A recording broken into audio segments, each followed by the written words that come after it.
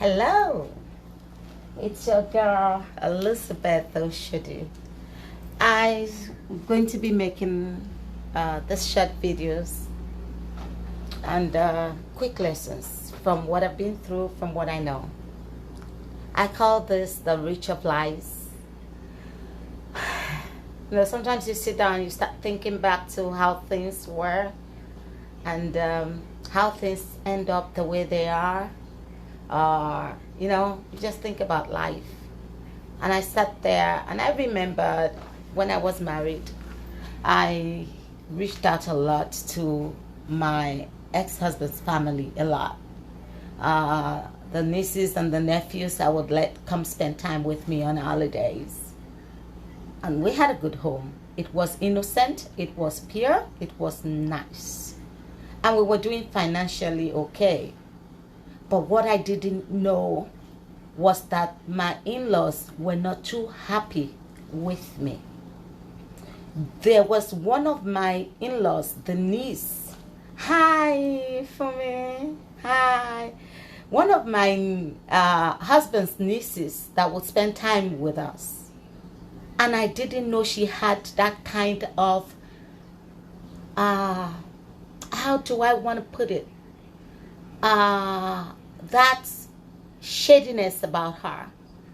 I didn't know she was reporting back to the mom and telling the mother things she never saw or heard. I didn't know that in a way she was that evil, even though she was young.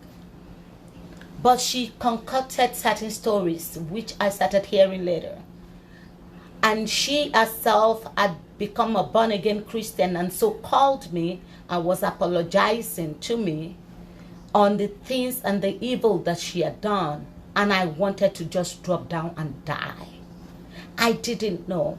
See, marriages break up for certain reasons, even if those reasons are not known to us.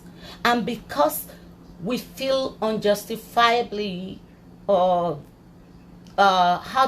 denied of what we know we've worked so hard for, we get so angry that we don't sit down to ask, why is this happening? I'm doing this for those that are married, especially the newly married ones. It's okay to have in-laws over. It's okay to have friends over. But when things go wrong, you and your husband or partner has to sit down and find out where that evil is coming from. This girl said a lot of evil things. First, we had this driver that used to come pick us up from Sheraton. In fact, till tomorrow, if you go to Sheraton Hotel and ask for Alani the tailor, they call him Alani the tailor because my husband and I did fashion business, Nuanica Fashions. And that was my personal driver, sort of. I loved driving. Alani knew my mother's house, knew my father's house, had worked with us for a long time, so Alani was always over. This girl went to tell my ex-husband that Alani and I went to a herbalist place in Abeokuta. And went to tell the mother that why was the mother looking at my husband and I like that? That I was planning to hold my husband captive and that my mother and I were doing all kinds of herbalist stuff on my ex-husband. I didn't know that. I was going to Household of God Fellowship. Never did anything like that. I remember there was a time that I went to Tejoshua Market with my niece, BC, actually cousin that was staying over at my place. And I bought her some shoes, bought Titi this lady some shoes as well.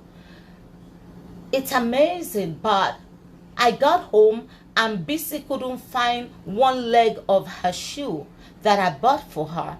And I bought cake things because I was doing catering services then. And some of the steps of the cake things that I bought were missing.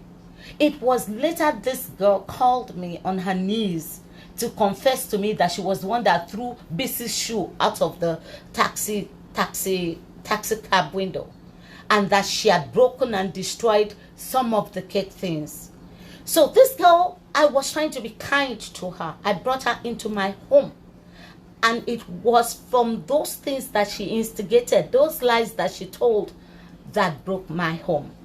She was lying to me about what was going on with my ex, and she was lying to my ex about what was going on that she didn't know, or made up stories about what was going on. don't look at teenagers like they cannot harm your marriages. Teenagers can be as evil as witches. And by the time you know it, a beautiful home has been broken up into pieces. I remember that the last straw of what made my mind up that my marriage was going to be over was the fact that my ex-husband was sleeping with girls at the hotel and taking them to Titi's mother's house to have showers and bath. Okay? Was taking them over there. I didn't know anything about it. It would tell me it was working late, it was at the office, it was at the factory. Until one morning, I was cleaning the table in the room, and then I saw my ex-husband's jacket and I took it. And in that jacket was a letter stating how she didn't like the fact that my ex-husband was bringing women over to take their shower at my sister-in-law's place, and all kinds of things that she had written in the letter. I didn't even know that kind of a thing was going on. That was when I said, no, this is it. I've had it. This could not continue.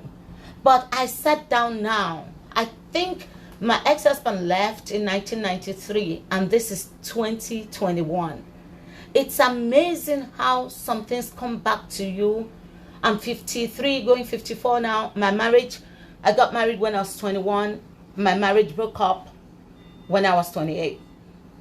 And I keep thinking sometimes how your life goes a certain way aside from what you have planned. Look, a lot of people are not honest, but I'm not about impressing people right now. I'm just about trying to advise people that the person that you are the most nicest to, that you think that you're looking out for, could be the one harming your marriage. If somebody says something to you about your wife, about your girlfriend, about your children, even if you don't mention their names, you have to sit those that they have accused down and tell them what you heard. Give them the chance to clear their names. Don't just keep storing these things on the inside, because that is what my ex-husband did with sister-in-law, not realizing how evil my husband's niece was, because she was innocent. She was barely 17, 18, but she did such a wreck to lives. She broke up her home that she's not competent or capable of putting together. So this morning, I said I'll be making this video short. Be careful who you listen to. People who say things want you to hear. And they'll say, don't ask, don't say, don't mention. No, you may not mention their names. Eventually, you may have to confront them with their names involved. But initially, your duty is not to keep all those dirt inside of you.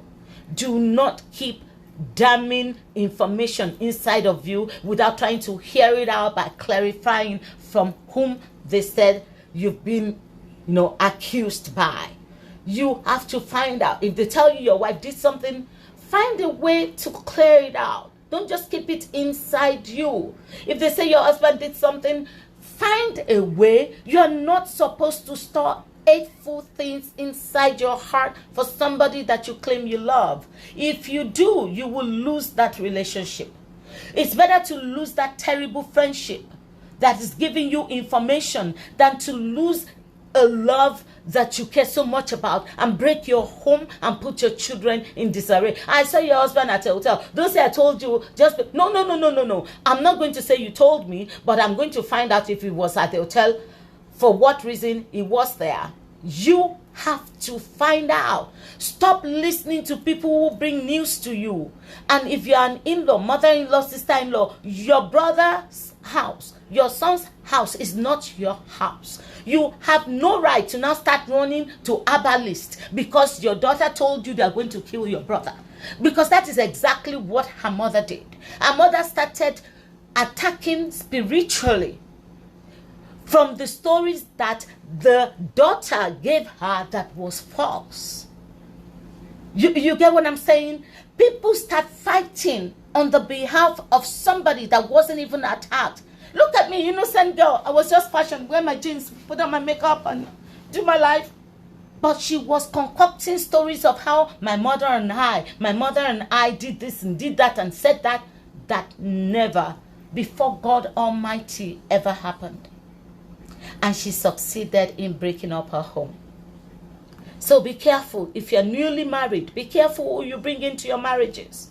And when they come, watch them very well, because a lot of these young ones don't know how you worked hard to build a home. They will just break it up for you and go about their merry ways. Over 20 years later, this lady called me on her knees saying she's now a born-again Christian. She needed to confess to me certain things that she had done, but she couldn't correct the mistakes that she caused from that, just from lies. Lies have power. When we tell lies against somebody, it can change everything about them and about the journeys that God has planned for them. It keeps the journey longer. Please be careful. Try to be truthful about things. Stop gossiping. Stop saying the things that you don't know. And stop fighting the battles that are not yours. If your brother or sister is in a marriage, you need to leave them alone. If you cannot bring love and reconciliation, then stay in your house and leave these marriages